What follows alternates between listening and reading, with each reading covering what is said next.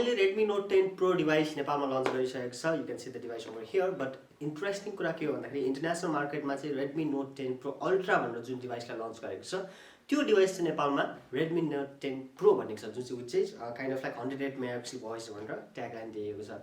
So we can assume that जुन international मार्केटमा Redmi Note 10 Pro भनेर 64 megapixel क्यामेरावाला क्वाड क्यामेरावाला भेरिएन्ट हुन्छ त्यो चाहिँ नेपालमा अब लन्च हुँदैन भनेर हामीले एक्सपेक्ट गर्न सक्छौँ. So special thanks to Shiv Shakti Stores and Pawanda for providing this device for unboxing and first impression. You can find the link of this store below. र यो लकडाउनको टाइममा बिर्तामोड एरियामा specially if you are in Birtamod area and you are looking for this particular smartphone and any other smartphones and other accessories, you can contact the number given below. Description अनि यसको बारेमा म link छोडिदिन्छु.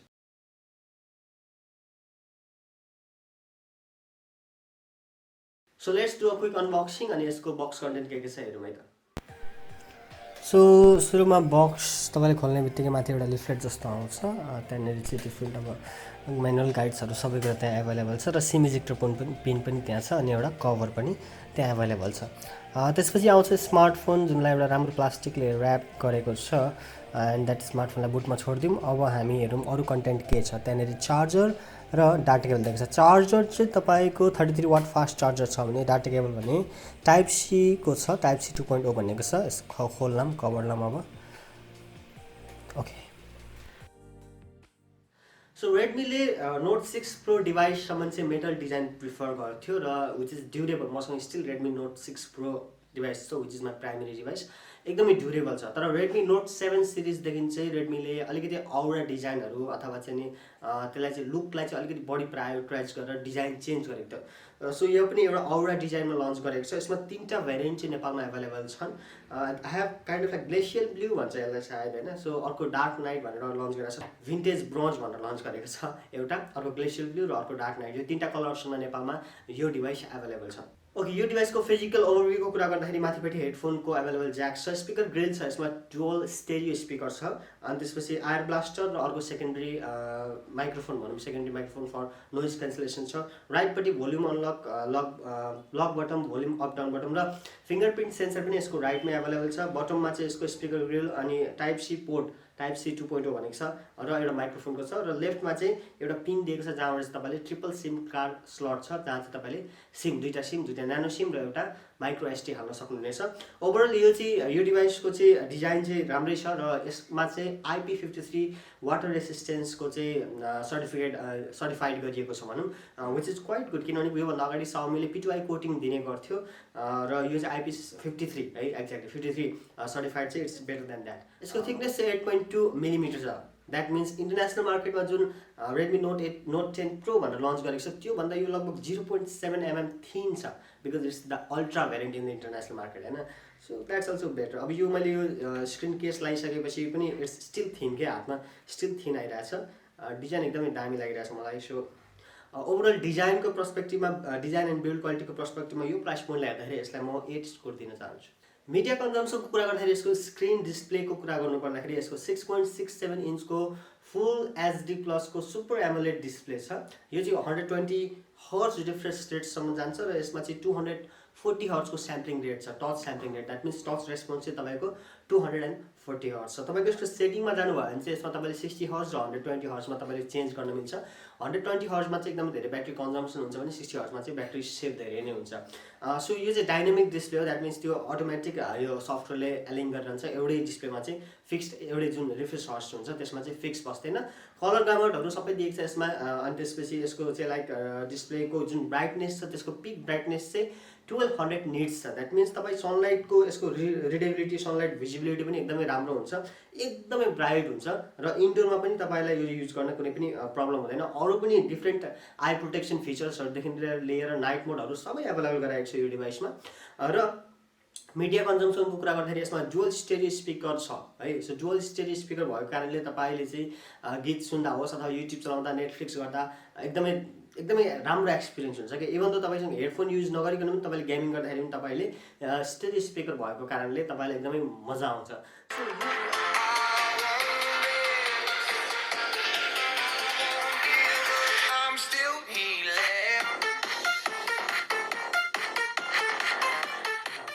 यो डिभाइसको सबैभन्दा प्राइमेरी, सबैभन्दा राम्रो कुरा नै मलाई चाहिँ अपार्ट फ्रम क्यामेरा डिस्प्ले लागेको छ, डिस्प्लेमा एकदम धेरै फोकस गरिएको छ। एक दुईवटा कुराहरू गर्न सकिन्थ्यो होला सेटिङ्सबाट अप्टिमाइजेसनबाट यताउता, but the display is really good र मिडिया कन्ज्युम्सन पनि एकदमै राम्रो हुन्छ यसको because of this stereo speaker र AMOLED full AMOLED 120 hertz display. So media कन्ज्युम्सनमा चाहिँ म यसलाई 8.5 रेट दिन चाहन्छु, किन भन्दाखेरि डिस्प्ले इज भेरी गुड, एकदमै दामी छ र यसको स्टेरियो स्पिकर पनि छ, but they could have done a little better के यसमा like front firing stereo speaker थियो भने चाहिँ it would have been the best, but still can't complain. Let's rate it 8.5 out of 10. Performance को कुरा गर्दाखेरि यो डिभाइसमा Snapdragon 732G प्रोसेसर छ, which is really good processor at this price point, र यसको Antutu इन्टरनेसनल स्कोर चाहिँ लगभग 2,80,000 देखि 3 लाख को रेन्जमा जान्छ र कम्पनीले भने अनुसार पनि यसको स्कोर चाहिँ 3,01,000 मा जान्छ। बट तपाईको डिभाइसमा त्यो एक्ज्याक्टली नजाला, किनभने रियली भ्यारिज अपन द डिभाइसको जुन स्टोरेजहरु छ अथवा के छ त्यो आधारमा त्यो एकदमै भ्यारी भइरहेको हुन्छ। र्याम एकदम हायर छ भने अलिक माथि जान सक्छ, र्याम थोरै छ भने कम आउन सक्छ, त्यो हुन सक्छ है त। तर यसमा परफर्मेन्स एकदमै राम्रो भए पनि ल्याकिङ कुरा चाहिँ के छ भन्दाखेरि 5G चिपसेट चाहिँ यो होइन। इभन त नेपालमा चाहिँ 5G अहिलेसम्म एभाइलेबल नभए पनि इन नियर फ्युचर चाहिँ 5G आउन आँट्दैछ। टेस्टिङदेखि लिएर विभिन्न लिगल प्रोसिडरहरू चलिरहेको छ नेपालमा, इभन द फ्रिक्वेन्सी अटेन गर्नेदेखि लिएर सबै काम भइरहेको छ। So in the near future हामीले नेपालमा पनि 5G युज गर्न पाउनेछौँ। सो फ्युचर प्रुफ चाहिँ यो डिभाइस होइन भन्न सकिन्छ, किनभने it does not have the 5G। So त्यही कुरालाई ल्याकिङ भएको कारणले होला एमआईले सायद यसको 5G भेरिएन्ट पनि लन्च गरिसकेको छ चाइनामा चाहिँ। अब यदि नेपालमा 5G आयो भने चाहिँ त्यो डिभाइस नेपालमा पनि लन्च हुन सक्छ अलिक पछि, अथवा 5G आउन्जेलसम्म नेक्स्ट सिरिज 11 सिरिज पनि आउन सक्छ। We can't say anything about that, but yes नेपालमा पनि 5G आउँदैछ। एन्ड रेडमीले त्यही ल्याकिङ 5G यही डिभाइसको 5G भेरिएन्ट चाहिँ डाइमेन्सिटी प्रोसेसर युज गरेर चाइनामा लन्च गरिसकेको छ।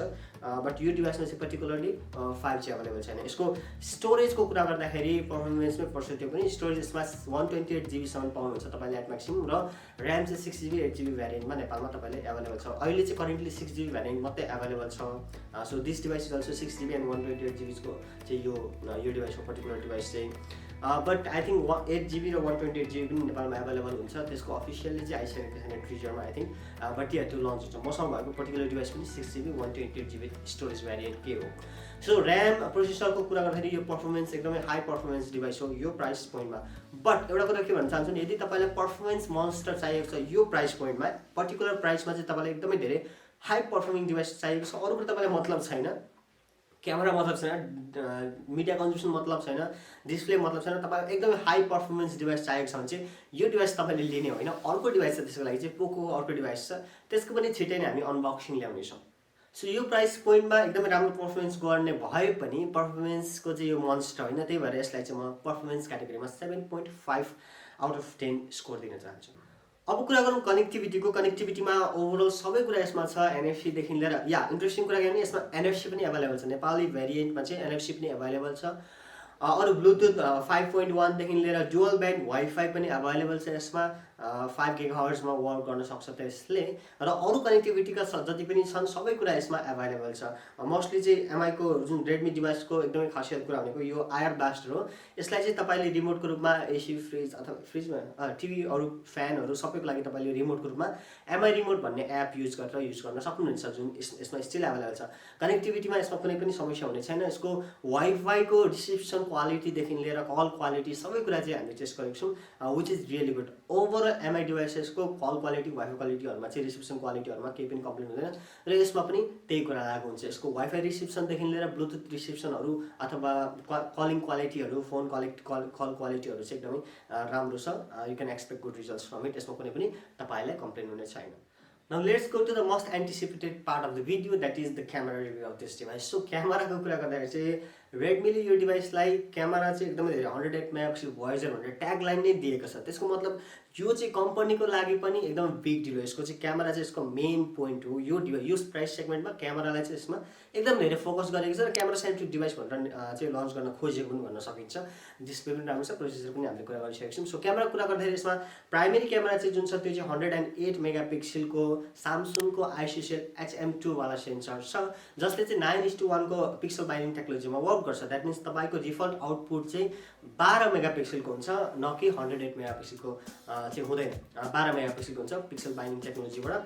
सो त्यसको बारेमा पिक्सल बाइन्डिङको टेक्नोलोजीको बारेमा तपाईँ हेर्न सक्नुहुन्छ। यसले चाहिँ लाइक पिक्सल्सलाई चाहिँ एउटै पिक्सल बनाएर धेरैवटा पिक्सल चाहिँ एउटै मानेर सेन्सर साइज इन्क्रिज गर्ने अथवा चाहिँ लाइट धेरै मोर लाइट लिने हो। र तपाईँले यसमा डेडिकेटेड 108 मेगापिक्सल मोड पनि पाउनुहुनेछ। तपाईँलाई चाहिँ लाइक पोस्टर्सहरू इनफ लाइटिङ भएको कन्डिसनमा चाहिँ तपाईँले त्यो युज गर्न सक्नुहुनेछ। डे लाइटमा बाहिर आउटडोरमा होइन स्टेबल हात राखेर तपाईँले 108 मेगापिक्सल फोटो पनि लिन सक्नुहुनेछ। अरू 3टा क्यामेराको कुरा गर्दाखेरि चाहिँ 8 मेगापिक्सलको अल्ट्रा वाइड, 5 मेगापिक्सलको चाहिँ यसमा म्याक्रो छ, विच इज गुड है। म्याक्रो चाहिँ एकदमै राम्रो लागेको छ मलाई यसको। र 2 मेगापिक्सलको यसको चाहिँ डेप्थ सेन्सर छ। फ्रन्टमा चाहिँ यसको 16 मेगापिक्सलको सेन्सर छ, विच वर्क्स अन न्यू है, नयाँ तरिकामा यसले वर्क गरिरहेको छ। सो यु क्यान सी यो डिभाइसमा तपाईँले यो माथिको जुन सानो नच छ, एकदमै सानो नचमा क्यामेरालाई हालिएको छ। तपाईँले यो डिभाइसलाई केही समय युज गरिसकेपछि तपाईँलाई त्यहाँनिर नच छ भन्ने कुरा पनि तपाईँलाई लाग्दैन, नच पनि तपाईँले बिर्सिनुहुन्छ। क्यामेरा फिचर्सको कुरा गर्दाखेरि यसमा एकदमै धेरै फिचर्स रिच क्यामेरा छ। यसमा धेरै क्यामेरा फिचर्सहरू छन्, जस्तै लाइक नाइट मोड। अब त्यहाँनिर स्टार ट्रेल्स मोड्सहरूदेखि लिएर 5वटा डिफ्रेन्ट नाइट फोटोग्राफीको लागि 5वटा डिफ्रेन्ट मोड्सहरू दिएको छ। भ्लग मोड अथवा ब्लग मोड भनौँ, डुअल भिडियो मोड पनि एभाइलेबल छ। सो क्यामेराको फिचर्स चाहिँ एकदमै धेरै छ। तर जुन प्राइमेरी क्यामेराको जुन आउटपुट छ त्यो चाहिँ काइन्ड अफ लाइक कतै कतै अलिक सफ्ट हो कि जस्तो पनि देखिन्छ। सो अलिकति अप्टिमाइजेसनमा चाहिँ एमआईले ध्यान दियो भने it is like camera monster जुन हिसाबमा चाहिँ उसले लन्च गर्न खोजिरहेको छ त्यो चाहिँ एकदमै हो। सो यसको ओभरअल क्यामेरा पर्फर्मेन्सहरूको कुरा गर्दाखेरि एकदमै राम्रो छ। केही स्याम्पल्सहरू हामी स्क्रिनमा देखाउँदैछौँ, देखाइ पनि रहेको छौँ। र यसको क्यामेरामा चाहिँ म रेटिङ यसलाई जस्ट 9 दिन चाहन्छु, not 10 out of 10, just because of like यसको अप्टिमाइजेसन अलिकति थोरै चाहिँ कम्पनीले अप्टिमाइजेसनमा वर्क गर्न सक्थ्यो, जुन चाहिँ गरेको छैन। र आई थिङ्क यदि यसको गुगलको क्यामेरा स्टेबल भेरिएन्ट आयो भने, गुगल क्यामेरा त्यसलाई हामीले युज गऱ्यौँ भने I think I'm pretty sure, I'm damn sure कि यसले 10 आउट अफ 10 रेटिङ पाउँछ यो प्राइस पोइन्टमा चाहिँ। सो हामीले प्राइस पोइन्टलाई चाहिँ हेर्नुपर्छ कुनै पनि कुरा भन्दा। सो प्राइस पोइन्ट हेर्दाखेरि चाहिँ I think it will get 10 out of 10। But अहिले करेन्टली चाहिँ यसको जुन अलिकति थोरै अप्टिमाइजेसनमा एमआईले ध्यान दिनुपर्ने कुराहरू थियो त्यो सायद फिचर्स अपडेट्सहरूमा हाल्दाखेरि चाहिँ एकदमै धेरै पर्फर्मेन्स मोस्ट हुन्छ, क्यामेराको performance most not the processor. Security फिचर्सको कुरा गर्दाखेरि यसमा सेक्युरिटीमा चाहिँ अल सेक्युरिटी फिचर्स एन्ड सेन्सर्सको कुरा गर्दाखेरि अल सेन्सर्स एभाइलेबल छन्, इन्क्लुडिङ द आयर ब्लास्टर्स। यहाँ फिङ्गरप्रिन्ट सेन्सर एभाइलेबल छ। फिङ्गरप्रिन्ट सेन्सर चाहिँ साइड माउन्टेड छ, not the under display technology. Under display चाहिँ छैन, बट मलाई चाहिँ के लाग्छ भने पर्सनली यसमा super AMOLED already display available छ भने एमआईले अन्डर डिस्प्ले फिङ्गरप्रिन्ट पनि पुस गर्न सक्ने अवस्था थियो। अरू कम्पनीको म भन्दिनँ, but MI could have done that है। रेडमीले त्यो गर्न चाहिँ सक्थ्यो, but I think they are kind of like saturating the device के सबै कुरा यसमै दिएर चाहिँ अर्को योभन्दा हायर भेरिएन्टमा चाहिँ के स्पेसल हुन्छ, किनभने क्यामेरा 108 मेगापिक्सल आइसकेको छ, अल द फिचर्स क्यामेरा नयाँ मोड्सहरू सबै कुरा एभाइलेबल गराइसकेको छ होइन। सो योभन्दा माथिको जस्तै एमआईको नोट 10 लाइटहरू त्यसमा त अन्डर डिस्प्ले फिङ्गरप्रिन्ट छ। सो यो डिभाइस लिन्छ मान्छेले, त्यो लिँदैन। So I think they are trying to differentiate र अलिकति केही कुराहरू चाहिँ दिएको छैन।